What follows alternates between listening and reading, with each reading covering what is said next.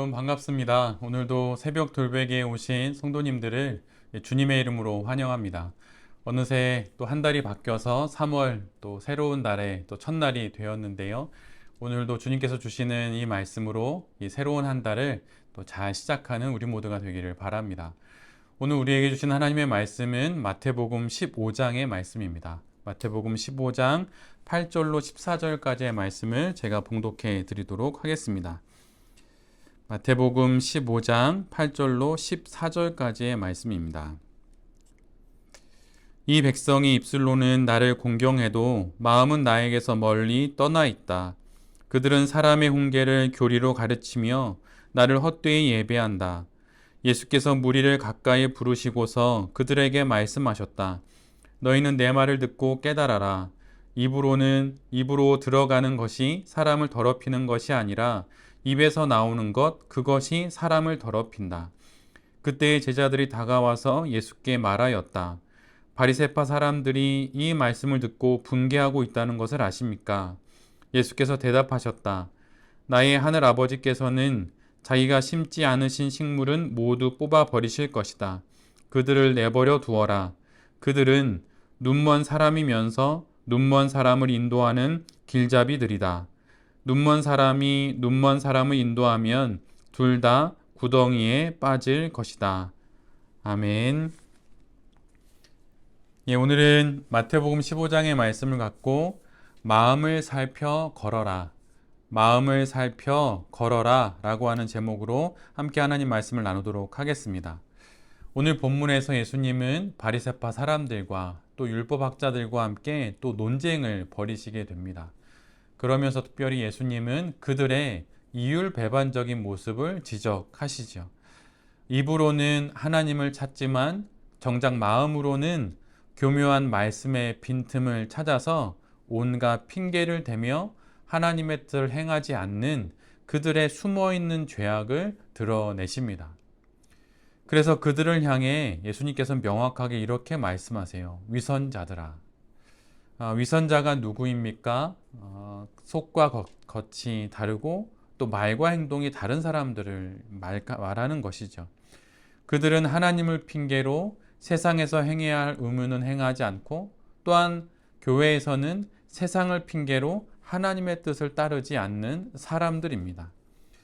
이를 두고 오늘 본문 8절에서 예수님은 입술로는 하나님을 공경한다 말하면서 마음으로는 하나님을 떠나 있고 자신들의 구미에 맞는 가르침을 위해 하나님의 이름을 팔아먹는 자들이다라고 말씀하십니다. 이런 자들과 또 이들을 추종하는 자들의 관계를 예수님은 또한 말씀해 주시는데 눈먼 사람이 눈먼 사람을 인도하는 것과 같다라고 그렇게 말씀해 주고 계세요. 우리가 신앙인으로 살아간다는 것은 말씀을 듣고 말씀을 따라 살아간다는 의미이죠. 여러분은 그 성경이라고 하는 그 한자를 보면 그 경자가 길을 의미합니다. 그래서 물줄기와 같이 어떤 길과 같이 정해져 있는 올바른 가르침의 길을 걷는 것, 바로 그것이 그런 의미를 갖고 있는데요. 성경을 가까이 하고 또 말씀을 가까이 하고 있는 우리라고 한다면, 신앙인이라고 한다면 그렇게 그 길을 걸어가야 하는 것입니다. 말씀의 빈틈을 찾고 또 말씀을 나의 목적을 위해 임의로 조장하거나 조작하는 것이 아니라 내가 믿고 받드는 그 신앙이 가르치는 그 길을 따라 걸어가는 것이죠.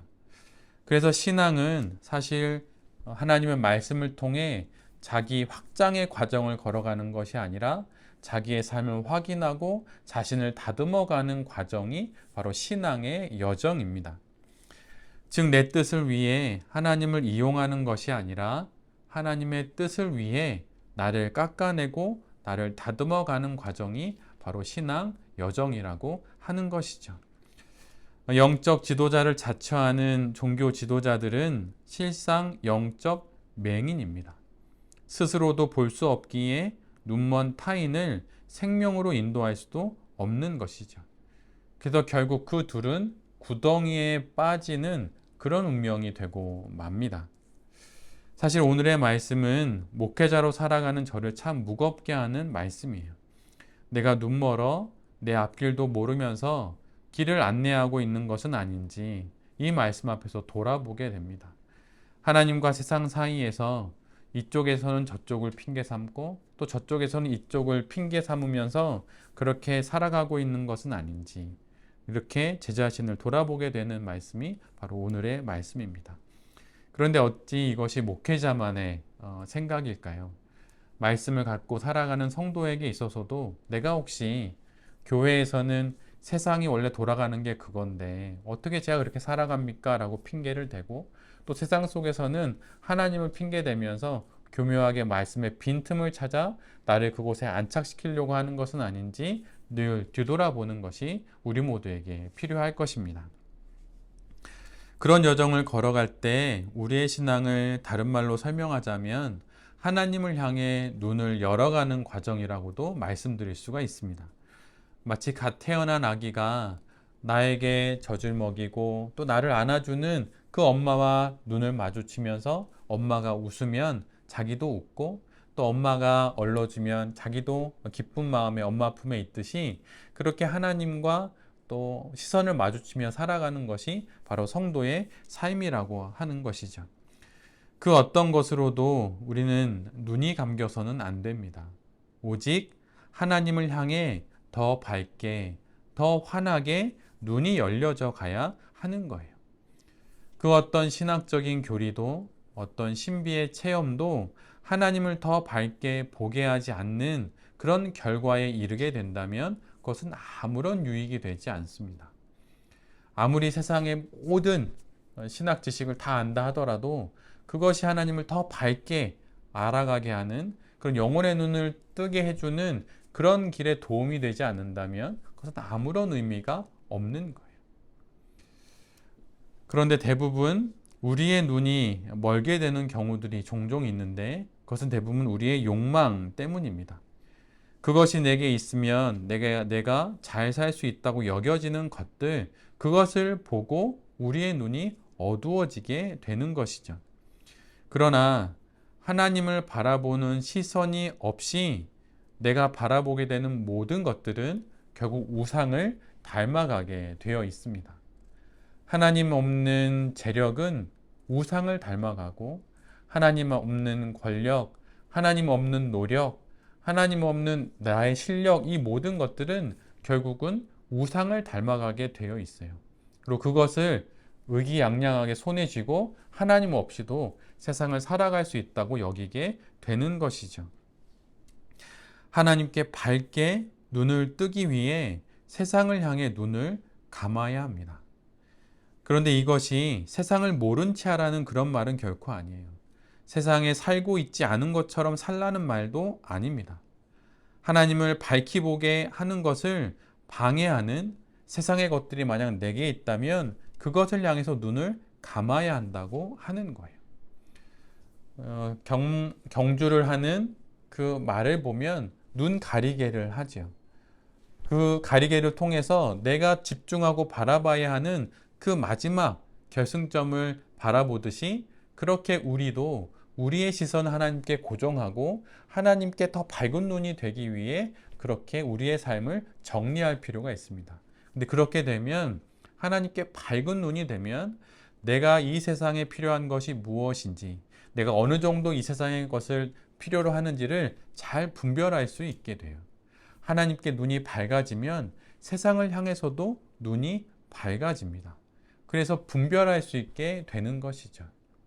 그래서 늘 언제나 세상의 눈이 밝아지기 이전에 하나님을 향해서 눈이 밝아지는 것이 모든 성도들에게 필요합니다. 오늘 성경은 특별히 그 이후에 성도의 정결에 관련된 문제를 다루고 있어요. 성도의 정결은 예수님의 말씀처럼 외적인 문제 이전에 내적인 문제입니다. 입에 들어가는 것이 사람을 더럽게 하는 것이 아니라 안에서 나오는 것이 사람을 더럽게 하듯이 말이에요. 사람의 마음의 상태가 외적인 행위의 원인이 됩니다.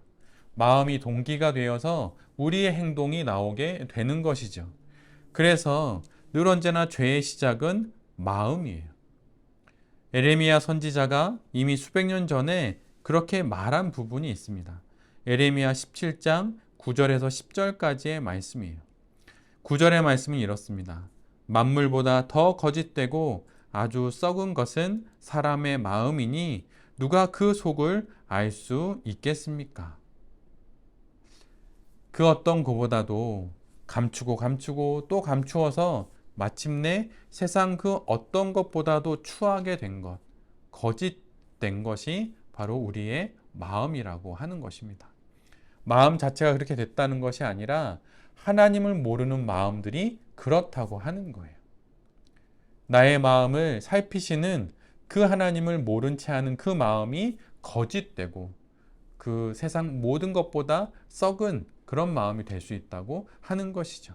그래서 예레미야는 17장 9절 이후에 10절에서 이렇게 말씀하고 있어요.